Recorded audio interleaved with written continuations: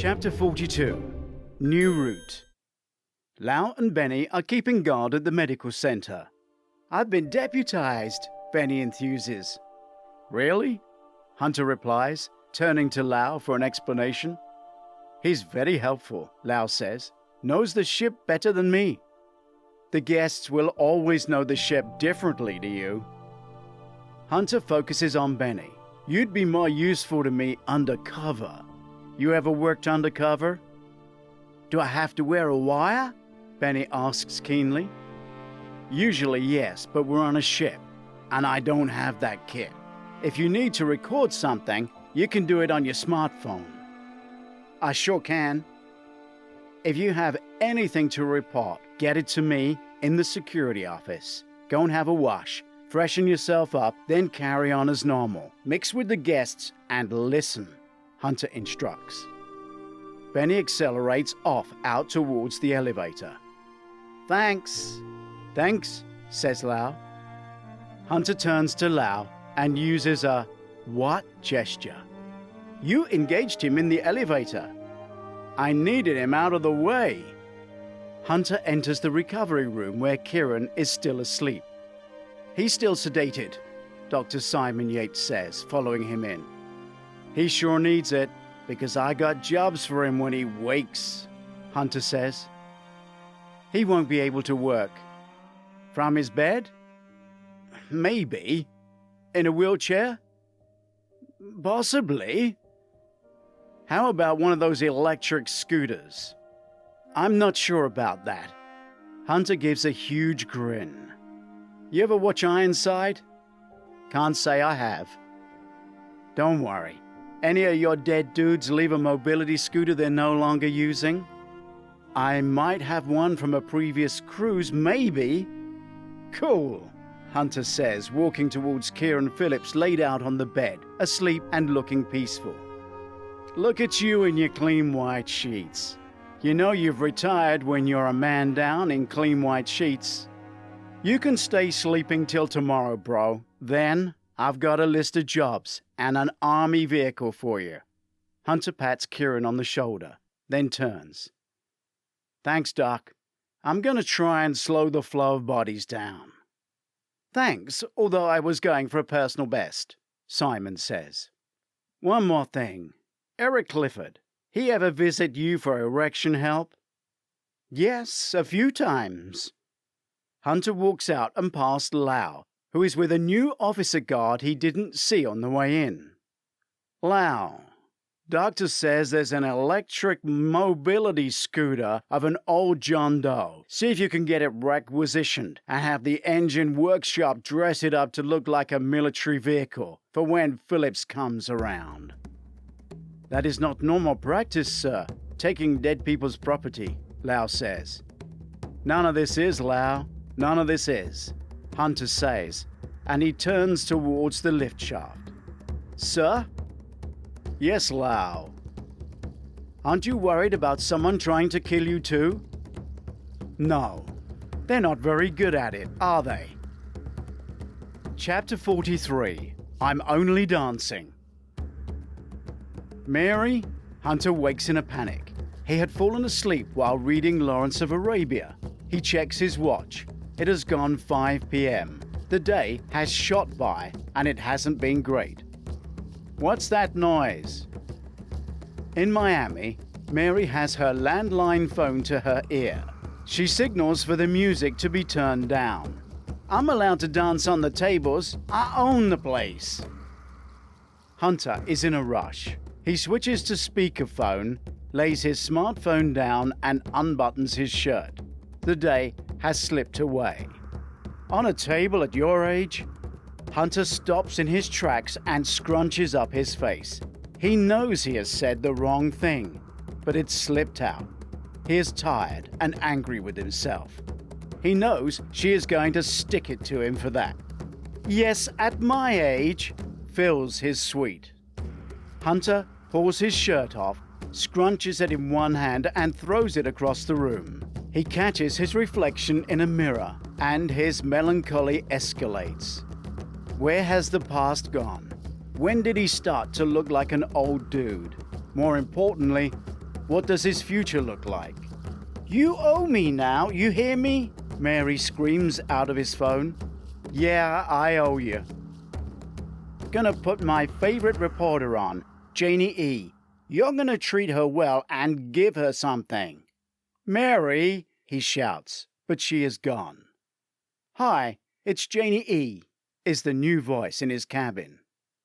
Janie, we spoke briefly once before. Look, one of the investigators was attacked last night, thrown over a balcony. The killer has made one big mistake. He didn't kill him. When Commander Kieran Phillips wakes up, he'll identify him.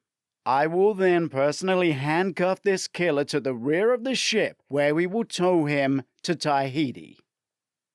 There are rumors of one more killing. Hunter pauses, then gives in. I can confirm that, and that there seems to be no motive. The killer's anger appears to be aimed at crew members.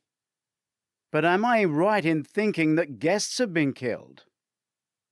That doesn't seem to be his focus, but everybody is important. I can't say more until the company has informed relatives. Are we talking more than one guest? Yeah, send me the email address of your picture desk. I want video, not stills. Don't wait up. Nice talking to you. Hunter tosses his phone, walks to his shower cubicle, and turns on the water. Guess the captain will be calling me again, he says to himself, because he knows he went too far. Way too far. Chapter 44. Stand in Line. A queue of guests, dressed in smart evening attire, wait to give blood at a temporary medical centre at the cells on Deck 2. This area is never seen by law-abiding guests, so the adventure is a reward for their donation. They crane their necks to look down the main crew motorway known as I-95. It is where everything and everyone moves below decks. The captain passes 2 security guards and walks along the queue. He shakes hands but avoids questions. He's a master at that. He gets to Ruby, who is with 2 other guards at the cell entrance. Inside each of 2 cells is a guest with a member of the medical team. This would be a trap if the killer was daft enough to come in, and so far the one thing he has not shown is a lack of intelligence. The captain leads her away to speak with her privately. You're not actually banking this much blood, are you, Ruby? We won't need this much. No, sir. Now we're taking a sample and they are sent away. It is tested and a record kept for any emergency. It's a trap, sir. Mr. Wiltowski's idea. Can you see it working? I don't see many of their ideas working. Close it down. Yes, sir. I didn't want to have to say this, but I wish head office had left this to me. They're discovering nothing my team would not have. She continues to twist her knife and leave poison. They make guesses and have opinions based on massive speculation. It causes trouble. Witowski is announcing his partner's attack to all guests. I have no idea what he's up to. I can't control him, sir. I feel your pain. Their Miami office is releasing press statements that certainly don't go over my desk. Sir, they're out of control. And thanks to social media, every guest will have an exaggerated version of the story by the end of dinner. Can we not tell them to take a back seat, sir? Tahiti cannot come quickly enough. The captain turns to the queue and addresses them. I thank you all. This is a wonderful show of support, and I'm told we have enough information on every blood group. You've all been amazing. I hope we don't need to call on you again, but we all appreciate such generosity on your holiday. Feel free to stay and add to our emergency database, but please, get back to your dinner dates, your show times, or whatever you were doing on the ship before I lock the cells with you inside. There is laughter amongst the crowd. Enjoy your evening. The captain is gone. Ruby walks around to her nearby office, where Krishma is on duty. Get a closure notice up and put it at the top of the stairs. We're finished. Good. This team are nearly out of hours, Miss Ruby. Okay, rest them, but work out a detail that can move Phillips to his own suite and guard him. keeping the trap set up at the medical center. Lau walks in, which puzzles Ruby. "You're supposed to be guarding the medical center," she snaps. "Mr. Hunter asked me to requisition a mobility scooter, and I have it ready for Mr. Kieran," Lau answers sheepishly, seeing she is under pressure. "You work for me, not him." "Sorry, Mum." She is about to continue the dressing down, but stops herself. "Okay, get it done, but ask both detectives to make formal requests via this office. Me." Chapter 45 New Thoughts. Hunter is enjoying a long shower, lifting his face to be pounded by the hot spray. A private moment to think, washing away the day and allowing fresh ideas in. 2 days ago, they boarded, and he has hardly stopped. His partner has been attacked, and the job is not panning out as he'd hoped. It could all go wrong, including the yet-to-be-negotiated fee. A thought hits him, and his shower is over. He turns the water off, thrashes back the curtain, and steps out. Grabbing a towel and wrapping himself, he leaves the bathroom.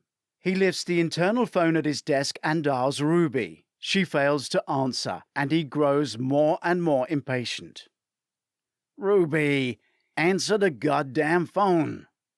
Ruby is at Kieran's bedside in the medical center, ignoring her cell phone, which is on silent. He is still out cold, but there are no doctors and seemingly far less machinery attached to him now. He still has a plasma drip and a basic heart monitor. She holds on to his hand, which is limp and non-responsive. "Kieran, it's Ruby. Time to wake up. Time to show me that you're okay. Try to blink an eye or squeeze your hand. It's Ruby." She gently squeezes his hand, but there is no response. "I'm sorry. Sorry I didn't take you up on your nightcap offer. But I did change my mind. I was calling you and texting you. You missed your chance, or I missed mine. Come on, Kieran. It's time to wake up now." Ruby turns, and Hunter is standing behind her. "How long have you been standing there?" she demands, embarrassed. "You're going to have to leave. I need to speak to him." He's not listening.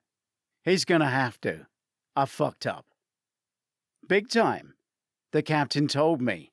Mainland press says there's a serial killer on board. Thanks to you. "The killer's gonna strike tonight," he says. "How do you know?" "I just do. You can predict the future now. Well, do it officially through my office. I don't appreciate you ordering my staff to do things." "Do we have any unused security cameras?" "No. They don't need to work. They're to put up as dummies." "Were you listening to a word I was saying?" "I was. But how am I supposed to react? I need bogus security cameras, not emotions. Do you have them?" Ruby bites her lip before she answers. "I can ask, but it's unlikely. What are you thinking?" "The killer is gonna choose a guest." "Why?" "Because I told the press he was focusing on the crew. The one thing he seems to like is showing us and the world just how wrong we are. He'll try and prove me wrong. He'll go for a guest. We've got to try and stop him." "How do we do that, Mr. Wise Guy?"